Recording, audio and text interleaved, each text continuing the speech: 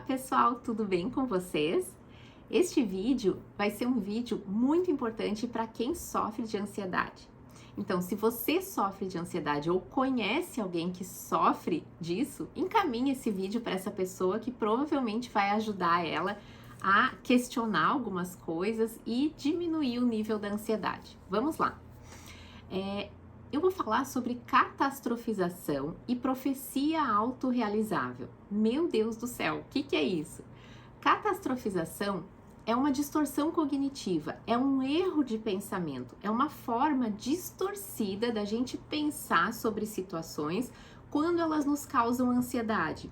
Por exemplo, digamos que eu estou trabalhando e aí o meu chefe passa pela minha mesa e fala: Denise, eu quero falar contigo hoje às 10 horas lá na minha sala. E nesse momento, eu que já vinha um pouco preocupada com questões financeiras ou com questões, sei lá, achando que meu trabalho não estava muito bom, sou um pouco ansiosa, já começo a pensar: ele vai me demitir, ele vai falar que eu não estou trabalhando direitinho, que ele não está gostando do meu trabalho, que eu não estou dando resultado. E eu vou alimentando esses pensamentos e eles vão escorregando pro negativismo automaticamente, e esse é um processo comum de acontecer na mente das pessoas ansiosas, e eu começo a catastrofizar, aquilo se transforma em uma catástrofe tão intensa que eu entendo que eu não vou conseguir lidar com isso se isso acontecer. Isso é a catastrofização. Quantas vezes catastrofizamos, não é mesmo? Em várias situações da vida. Então, esse exemplo eu gosto de trazer porque é um exemplo que a gente consegue imaginar isso, né, na nossa vida. Tem um outro exemplo que também fica claro da gente pensar sobre a catastrofização. Digamos que eu recebo um convite para ir numa festa. E aí, eu que não sou muito sociável, não sou muito de ir em festas ou de estar no meio de pessoas, começo a pensar: eu não conheço ninguém, eu conheço só a pessoa que me convidou, ninguém vai gostar de mim, as pessoas vão achar que eu sou inadequada, eu não vou me sentir bonita, eu tô gorda, eu isso e aquilo, e vai ser tão insuportável e vai ser tão ruim que eu não vou conseguir passar por essa situação.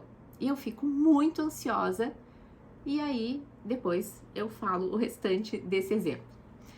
Um outro exemplo, uma pessoa que tem muito medo do abandono, né, e inicia um relacionamento. E aí essa pessoa começa a gostar muito do outro e começa a querer estar sempre junto, e aí ativa nela aquele medo antigo guardadinho lá do abandono.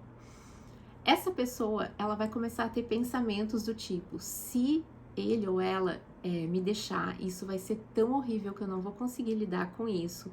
Se ele me deixar, vai ser o fim, eu não vou mais ter ninguém no mundo. E começa a ficar muito ativada a sua ansiedade com relação a isso. E aonde que entra então a profecia autorrealizável?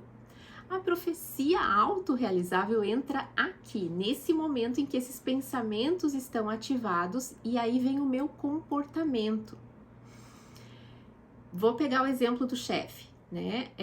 Esse chefe me chamou, eu fiquei tão ansiosa, eu cheguei na sala dele muito nervosa, falei umas besteiras, já fui me defendendo, ou ele falou o que ele tinha para falar e era só: ah, não, para dizer que vai ter uma reunião dia tal e eu quero que você apresente tal projeto.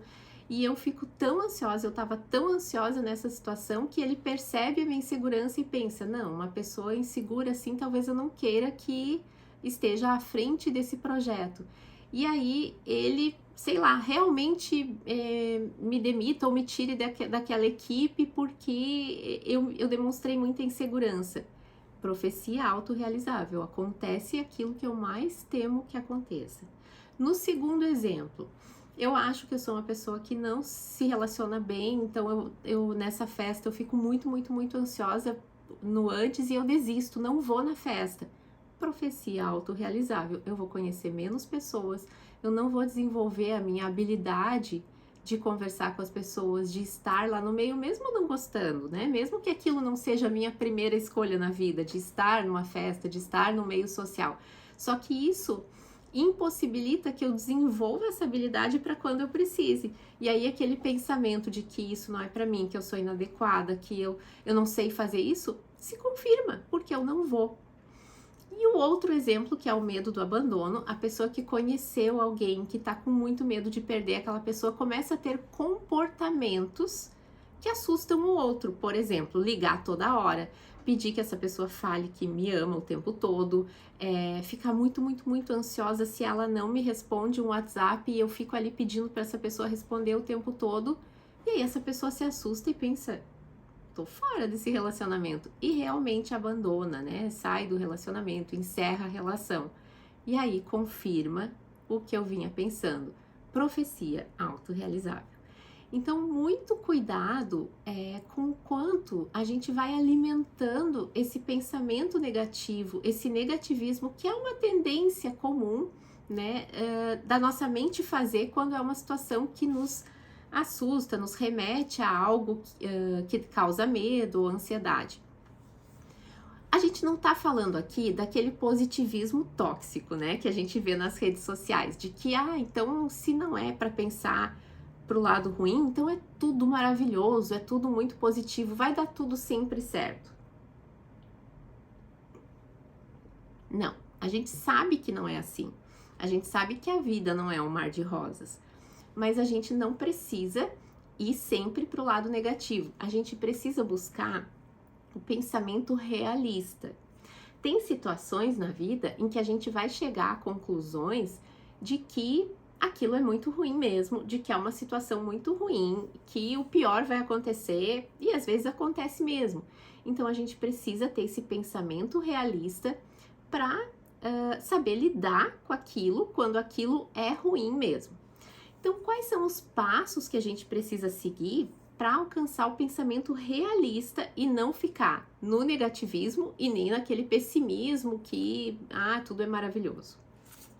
A primeira coisa, questionar conclusões precipitadas. Vamos lá, meu chefe me chamou às 10 horas da manhã para a sala dele para conversar. Ele vai me demitir, ele vai dizer que meu trabalho tá horrível. São os pensamentos automáticos que vêm na minha mente. Eu preciso parar, respirar e pensar quais são as evidências que me mostram que ele vai me demitir. Não tá demitindo ninguém na empresa agora. Eu tô fazendo o meu trabalho certinho. Semana passada ele elogiou o meu desempenho. Eu fiquei com um rendimento muito bom no mês passado. Sei lá, fulano elogiou, as pessoas, nunca ninguém falou nada ruim do meu trabalho. E quais são as evidências que apoiam o pensamento de que eu vou ser demitida?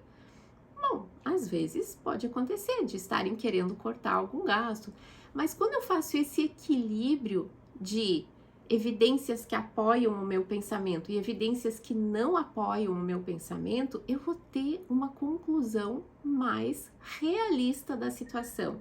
Então, muito cuidado com os pensamentos, as conclusões precipitadas e que você acaba acreditando fielmente naquilo ali que a sua mente tá lhe dizendo.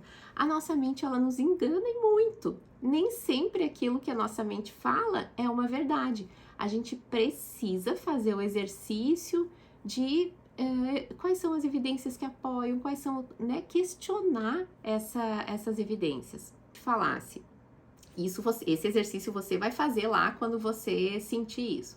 Digamos que esse amigo chega lá e fala pra você: eu comecei a namorar agora e a menina, ela parece que tá afim, só que eu tô com muito medo que ela me abandone, porque isso já aconteceu em namoros anteriores e hoje eu liguei pra ela há 1 hora atrás e ela não me atendeu. Eu acho que ela me abandonou, eu acho que ela não quer mais nada comigo.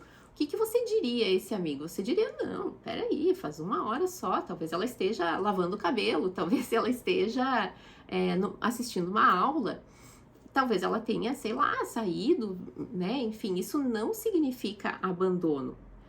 E aí, quando a gente olha isso do outro lugar, né? Do lugar do conselho que a gente estaria dando para o outro, a gente consegue ter uma perspectiva, um olhar um pouco mais realista. Então, não deixe de fazer esse exercício, né? Quando a gente pensa nessas situações, nesses 3 exemplos que eu dei, existem milhões de possibilidades. Nesse, por exemplo, do convite para festa, né? Eu recebi esse convite, eu fiquei ansiosa porque eu acho que as pessoas não vão gostar de mim. Mas existe também a possibilidade de eu chegar lá e ter alguém conhecido? Existe.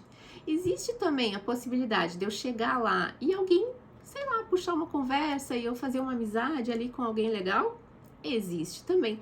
Então, possibilidades a gente tem muitas. Por que é que a gente vai se agarrar na negativa? Por que é que a gente vai tomar como verdade aquela que é a pior hipótese de toda a situação? Então, aqui também é legal a gente fazer o exercício de pensar que em todas as situações, possibilidades, a gente tem infinitas possibilidades. Probabilidades já reduz um pouquinho. Gosto de dar o exemplo de eu tô aqui gravando esse vídeo, eu moro no 12º andar. Existe a possibilidade de vir um avião e entrar aqui nesse escritório? A possibilidade existe, certo? Você vai dizer, não existe. Possibilidade temos. Qual a probabilidade disso acontecer? Bom, aí cai muito, né, essa probabilidade.